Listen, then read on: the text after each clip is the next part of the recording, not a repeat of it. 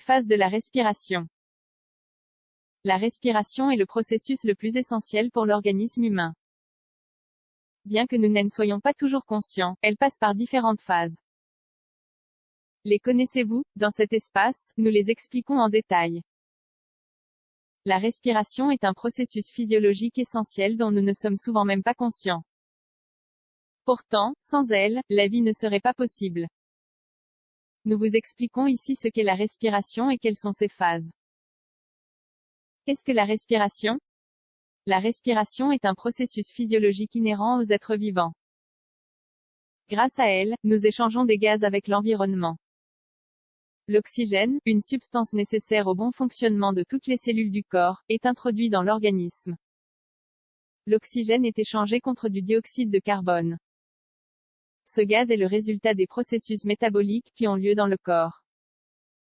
Les cellules utilisent l'oxygène et, par conséquent, produisent du dioxyde de carbone. S'il se trouve en forte concentration dans le corps, il devient toxique et est donc libéré dans l'environnement. L'ensemble du processus de respiration est effectué en permanence, consciemment ou inconsciemment. Dès que nous cessons de respirer pendant une courte période, nos cellules ne reçoivent plus d'oxygène et cessent d'assurer leur fonction, ce qui conduit finalement à leur mort. Quelles sont ces phases? Nous allons évoquer deux classifications. L'une d'entre elles est la classification traditionnelle, qui se base sur les phénomènes qui se produisent et que l'on peut voir à l'œil nu chez une personne. L'autre est la classification biologique, elle classe les processus qui se produisent au niveau cellulaire pendant la respiration. Les phases traditionnelles de la respiration. Comme nous l'avons déjà dit, cette classification est basée sur les processus que nous pouvons observer à l'œil nu. Nous examinons ici les mouvements des muscles de la cage thoracique. Inspiration. Dans cette phase, l'air pénètre dans le corps depuis l'extérieur.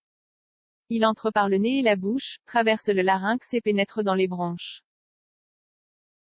Les bronches sont la partie la plus distale des voies respiratoires et sont situées à l'intérieur des poumons.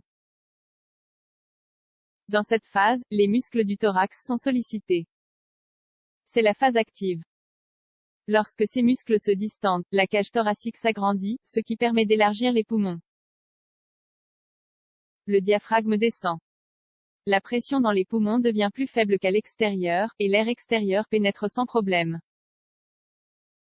Expiration. Dans cette phase, le dioxyde de carbone est expulsé vers l'extérieur. Ce gaz se déplace dans la direction opposée à celle de l'air entrant. À partir des bronches, il traverse tout l'arbre respiratoire jusqu'à sa sortie par le nez ou la bouche. Les muscles de la cage thoracique reviennent à leur position détendue. Lorsque les muscles de la cage thoracique se détendent, la cage thoracique devient plus petite, les poumons se contractent et le diaphragme se relève. Ainsi, la pression à l'intérieur du thorax est plus importante qu'à l'extérieur et l'air a tendance à s'échapper. Il s'agit de la phase passive de la respiration. Les phases organiques. Ces phases sont basées sur des phénomènes qui se produisent à plus petite échelle, dans les cellules de notre organisme. Nous les détaillons ci-dessous. Respiration externe. Il y a échange de gaz entre l'environnement et l'individu. Comme mentionné ci-dessus, l'air voyage du nez à travers tout l'arbre respiratoire jusqu'à ce qu'il atteigne les bronches.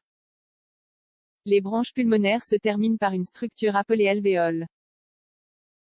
C'est dans les alvéoles que les échanges gazeux ont réellement lieu. Là, les vaisseaux sanguins transportent du sang rempli de dioxyde de carbone et pauvre en oxygène provenant du reste du corps. D'autre part, l'air ambiant rempli d'oxygène arrive. C'est là que l'échange a lieu. Le sang, et plus précisément les globules rouges, rejette le dioxyde de carbone résiduel vers les alvéoles et absorbe l'oxygène de l'extérieur à partir des alvéoles. Ce sang oxygéné va voyager vers le reste du corps, nourrissant les cellules de tous les tissus en oxygène. Le dioxyde de carbone, comme mentionné ci-dessus, sera expulsé dans l'environnement. Respiration interne.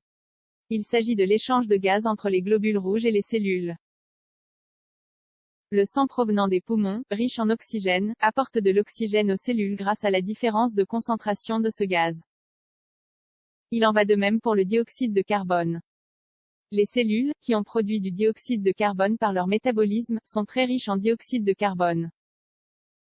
De même, en raison de la différence de concentration de dioxyde de carbone entre les cellules des tissus et les globules rouges, le dioxyde de carbone passe dans le sang. Ce sang pauvre en oxygène et riche en dioxyde va se diriger vers le cœur, d'où il sera pompé vers les poumons pour être réoxygéné. Le processus se répétera.